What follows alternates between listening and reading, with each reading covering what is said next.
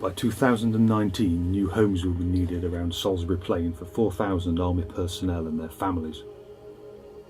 Wessex Archaeology has investigated 3 sites ahead of the building of these new houses.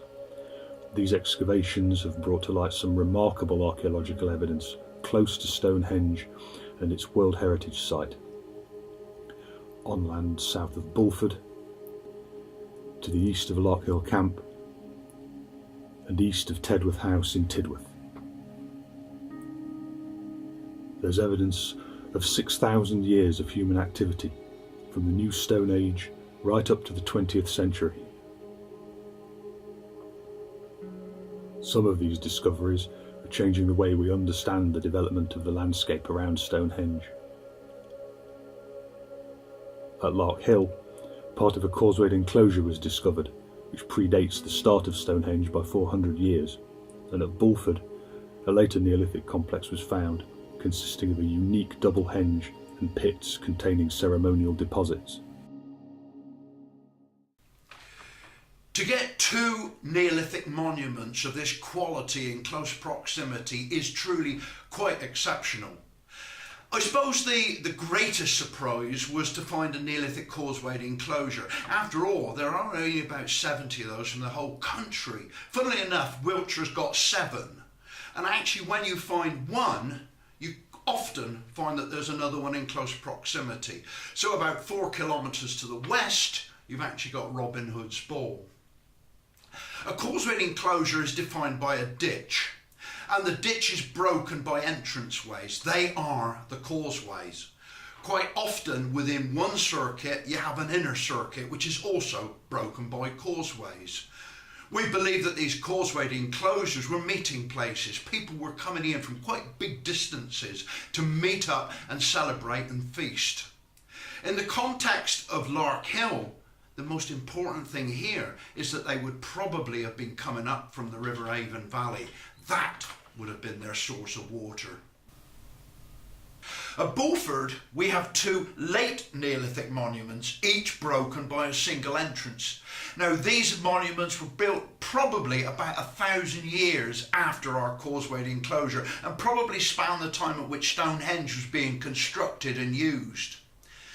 The really nice thing about these monuments is that they both look up the Avon Valley, respecting the river valley. It seems that these monuments were also meeting places where people got together and feasted. Archaeologists normally refer to these as henge monuments, although at the moment we haven't done enough work to be able to confirm exactly what their precise use was.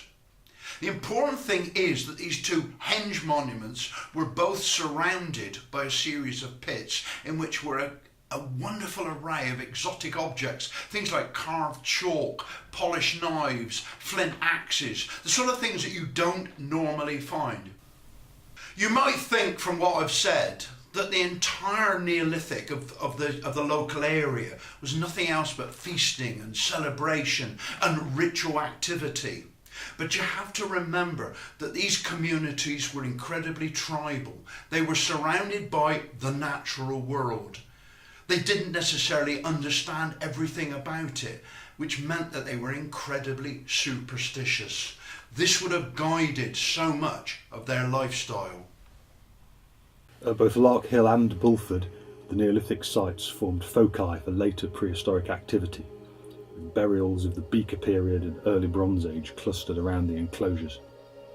After this, little happened until the 7th century AD, when Anglo-Saxon people began burying their dead at Bulford and Tidworth.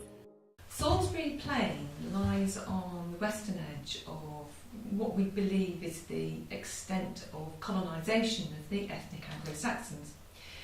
We have quite a lot of cemeteries from the early Saxon period, which is the late 5th to into the 6th century from this area.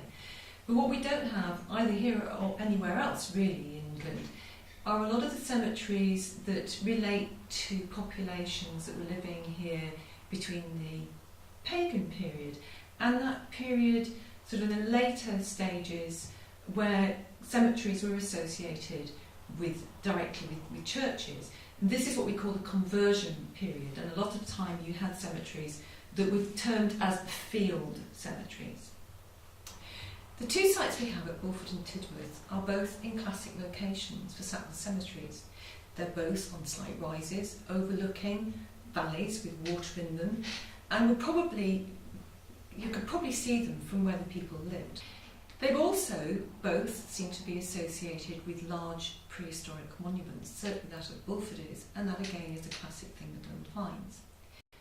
There are similarities, but there are also differences between the two cemeteries, which are going to be very interesting when we come to analysing the materials from them.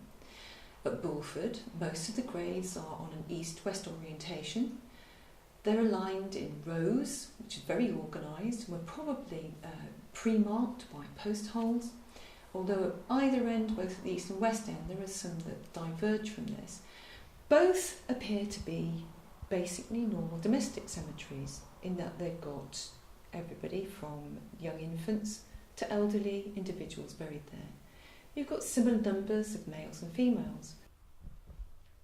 In the early Saxon period, you tend to get a lot of grave goods. The males generally buried with weaponry of some sort or another, and the females with quite a lot of jewellery and other personal ornamentation. When you get into the mid-Saxon period, you get a fall-off in the amount of grave goods and in the number of graves with grave goods, and we're seeing this at both Bulford and at Tidworth. The most common artefact we're finding is a knife, which is found at the waist, fastened with a belt. We do get some of the weaponry and we do get some of the jewellery, but only about 35% of the graves from Bulford have grave goods in them, and only about 57% from Tidworth have them.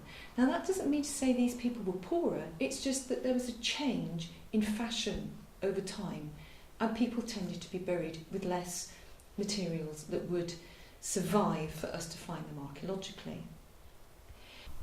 When we come to analysing the human remains from these sites, what we look at is both the age and sex of the individuals, but we also look at what we can tell about their diet, and we get a lot of information about that from their teeth and the condition of their teeth, but also what other pathological conditions they suffered from. We can't often tell what people died of, but we certainly know what they suffered from during the course of their lives. After the Saxon period, there is a gap in the archaeological record. This probably reflects the land returning to agricultural use. It's not until the 20th century that things begin to happen again after the start of the First World War. At Lark Hill, an extensive network of practice trenches was discovered. We knew we'd find military remains during our excavations at Lark Hill, however we never anticipated finding what was in essence a forgotten World War I battlefield. It was composed of two opposing trench systems with no man's land in between. And it was clear that all aspects of military training had been envisaged to be undertaken at Lark Hill, and that the regime of training was to be as realistic as possible. There was live firing, there was use of live hand grenades, there was the construction of offensive lines and communication trenches, there was the digging of machine gun pits and the excavation of bunkers. We also had evidence that men were spending days upon end there in horrendous conditions that was going to be as realistic as possible, and this was unfortunately all too realistic. The training battlefield was huge. It covered about 10 hectares, which is approximately 13 football fields, and we excavated 8 kilometres, which is about 5 miles of trenching. And this is 5 miles of trenching that was initially dug by lads with picks and shovels by hand about 100 years ago. Thankfully, we were able to use mechanical excavators in our investigation of these trenches, and the excavation would turn out to be the largest World War I related archaeological excavation in the UK to date. We also identified over 280 metres worth of underground tunnels extending into no man's land. These were composed of galleries which would lead to a series of listening positions, and these were for training troops to listen to the enemy and to hear what the sound of excavation underground would be like.